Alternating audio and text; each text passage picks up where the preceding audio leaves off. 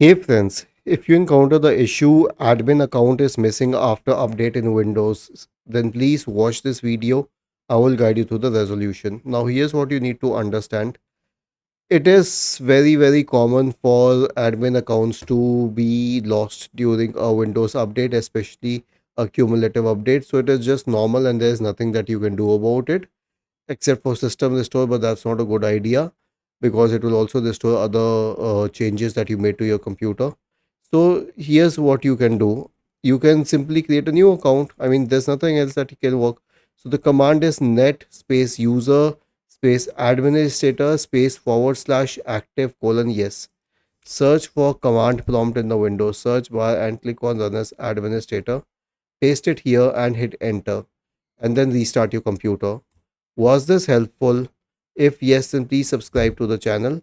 If not, then let us know in the comment section of the video on how we could help you further. Thank you for watching this video and have a nice day.